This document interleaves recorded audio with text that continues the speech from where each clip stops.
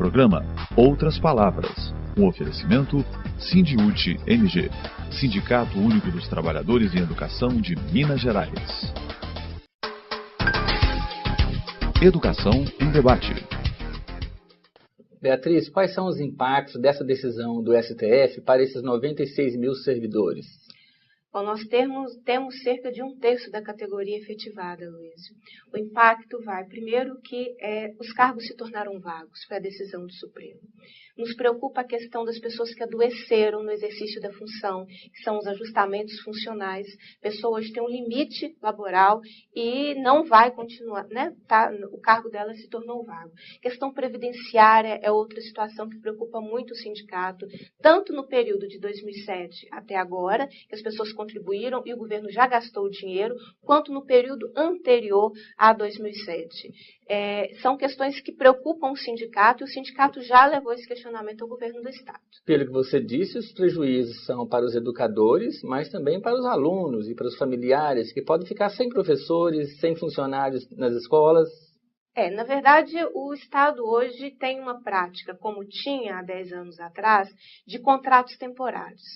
O Estado ele não coloca todos os cargos vagos para concurso público, prefere manter as pessoas com vínculos precários, seja com o contrato, seja a efetivação pela Lei Complementar número 100, porque em 2007, quando essa lei foi proposta, já existiam 2 outras ações diretas de inconstitucionalidade que questionavam vínculos sem concurso público. E o Estado sempre faz a aposta no que lhe é mais útil e jogando as pessoas numa situação de fragilidade. Foi o que ele fez com a Lei Complementar número 100, é o que ele faz hoje, colocando mais de 70 mil contratos temporários. Quando o governador enviou o projeto da lei para a Assembleia e foi aprovado pelos deputados, o Sindiúti discutiu esse assunto, alertou para a fragilidade dessa lei que estava sendo aprovada? O sindicato sempre alertou para essa fragilidade.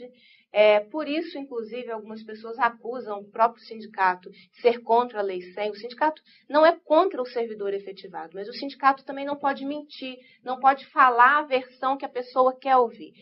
Era frágil este vínculo, foram vários informes do sindicato discutindo a questão. No período que essa lei foi discutida, já existia uma promessa do governo de realização de concurso público em 2008, que não foi cumprida. Outro concurso público só foi realizado em 2011, depois de mais de 47 dias de greve da categoria. Setores do governo têm dito que a Lei 100, na verdade, não prejudicou os servidores, garantiu direitos desses 96 mil servidores que foram efetivados à época. Isso é uma verdade? O governo distorce informações.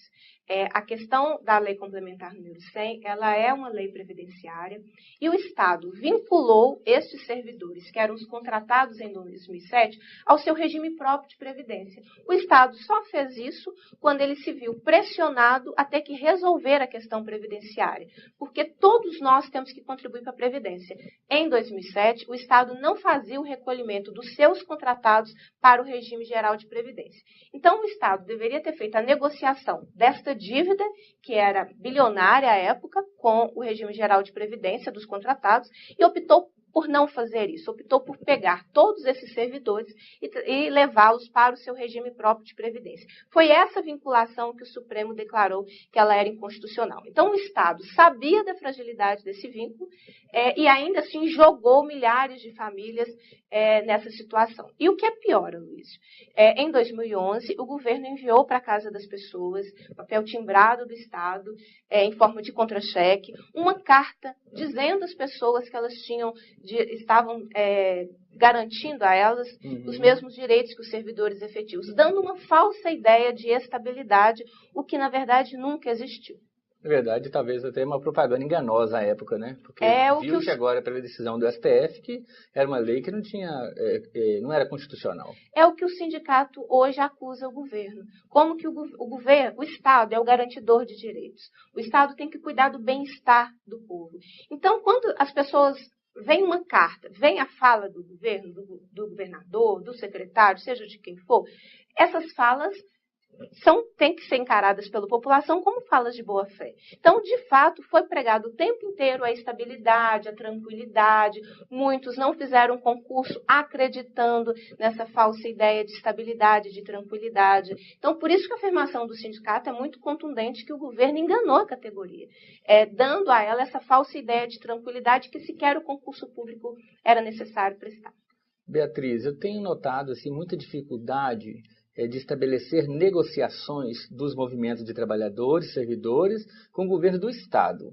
E com essa situação agora da Lei 100, que foi considerada inconstitucional, quais serão os próximos passos para defender esses servidores que estão sendo ameaçados, considerando que temos um calendário eleitoral agora à frente? Sim, um dado que ele é importante, Aloysio, é que quando essa ação, que foi ajuizada pelo Ministério Público Federal, foi em novembro de 2012, o sindicato procurou o governo.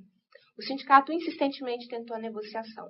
Nós só conseguimos a primeira reunião de negociação agora no dia 4 de abril, que nem foi de negociação, foi para que o governo pudesse ouvir os nossos questionamentos e pudesse discutir internamente. Então, esse governo, se tivesse conversado, se tivesse discutido, várias questões já poderiam ter sido sanadas ou resolvidas, mas a ausência de diálogo foi muito ruim e traz uma instabilidade, porque em cada região do Estado hoje é uma fala diferente do que o governo vai fazer ou do que o governo não pretende fazer. E o Sindiúde tem recolhido reivindicações, analisado a situação dos educadores em todas as regiões de Minas?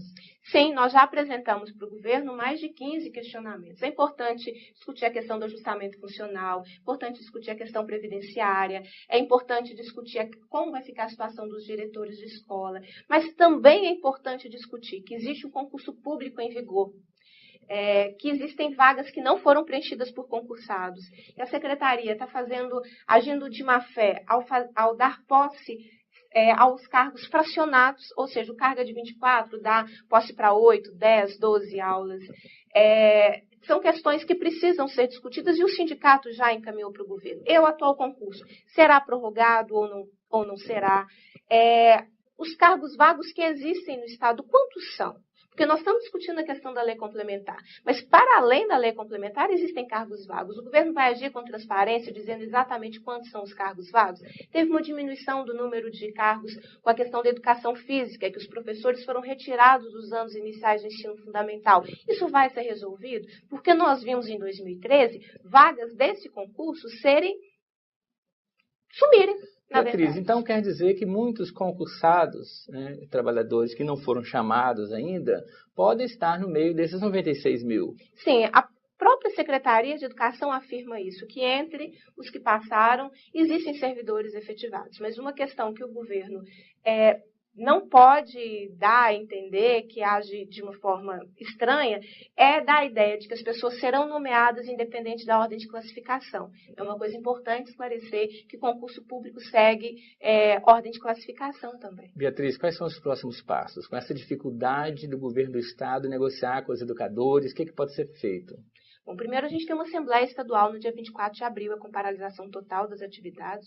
Tivemos uma boa manifestação que mostrou para o governo a insatisfação da categoria que foi realizada no dia 3 de abril. O que nós precisamos agora é mobilizar a categoria e, principalmente, Aloysio, o que é a tentativa do sindicato. Não adianta ficar um apontando o dedo para o outro. O efetivado apontando o dedo para o designado, que aponta para o concursado, que aponta para aquele que já está efetivo há mais tempo. A gente tem que unir a categoria, porque nossa dificuldade se encontra num lugar só, que é o governo do Estado em discutir as nossas questões. E, para além dos efetivados, existe uma pauta importante, que é a do piso salarial, que é a do descongelamento da carreira, do direito de férias-prêmio negociado em 2010 e que o governo paralisou completamente. Então, o sindicato está na luta para fazer a mobilização, a unidade da categoria. O sindicato não vai enganar ninguém, não vai fazer discursos fáceis para agradar as pessoas. O sindicato tem a obrigação e a responsabilidade de ser honesto com a categoria, mas de fazer uma luta e uma pressão para que a gente possa mudar esse comportamento do Estado e ele abra negociação. Tá bem. Beatriz, obrigado pela sua entrevista. Até a próxima. Mas o assunto não acabou. Acompanhe agora reportagens feitas pela equipe de Outras Palavras sobre a Lei Complementar número 100. Professor José Alfredo Baracho Júnior, em relação ao julgamento do artigo 7º da Lei Complementar 100, essa decisão do Supremo pode ser modificada? Não, a decisão do Supremo Tribunal Federal é definitiva, uma ação direta de inconstitucionalidade, em que pese admitir recursos, mas são recursos mais para esclarecer aspectos eventualmente obscuros na decisão. A decisão em si, o cerne da decisão, ou seja, considerar inconstitucional o ingresso de servidores sem concurso público, isso não tem como ser modificado. O que não significa, por outro lado, que os efeitos dessa decisão serão efeitos iguais para todo o contingente de servidores afetados pela Lei Complementar 100. O próprio Supremo Tribunal Federal já indicou, existem aqueles que estão aposentados, existem aqueles que fizeram concurso público depois da edição dessa lei complementar, ou seja, o impacto da decisão do Supremo não será igual para todas as pessoas, mas a decisão em si, ela não tem como ser modificada. É possível propor agora tão somente embargos de declaração. Então a lei fala que a decisão é irrecorrível, mas ainda cabe essa discussão de embargo de declaração e que as partes que compõem o processo elas precisam avaliar se realmente a decisão tem algum tipo de obscuridade, porque não é em qualquer caso que o embargo de declaração é cabível. Mas nós já podemos contar com uma decisão aí que não vai ser modificada, na minha opinião. Em relação aos direitos previdenciários, como eles ficam? Bem, a contribuição previdenciária, ela não se perde, apesar da declaração de inconstitucionalidade, aquele período em que houve a contribuição previdenciária, ele poderá ser computado em favor daqueles que recolheram a sua contribuição previdenciária durante todo o período. Seja para fins de aposentadoria, seja para fins de averbação do tempo de serviço em outro instituto de previdência ou no próprio Instituto de Previdência do Estado de Minas Gerais, caso haja o ingresso na administração pública estadual. Professor, por que as administrações públicas realizam tão poucos concursos públicos e mantêm tantos contratos temporários?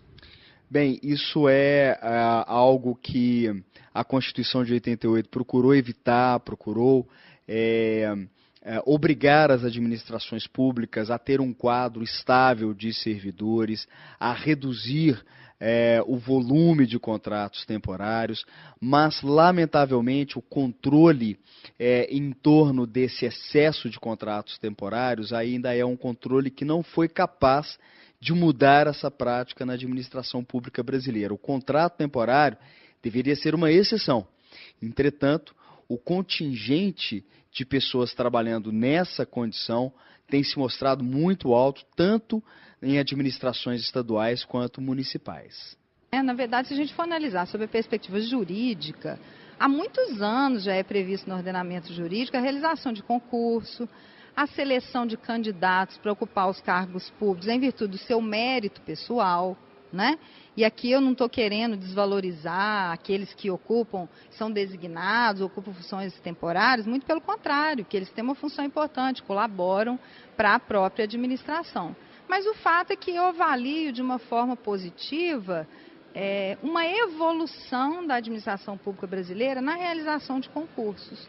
Então, tudo isso, eu acredito, seja reflexo da Constituição de 88, né, que tentou resolver o caso daqueles que estavam na administração pública há 5 anos, isso em 1988, né? Mas essa questão se tornou um pouco recorrente. Então, a Lei 100, essa declaração de inconstitucionalidade, essa DI 4876, ela pode contribuir, eu acho, para aperfeiçoar esse processo de ingresso de servidor por intermédio do concurso.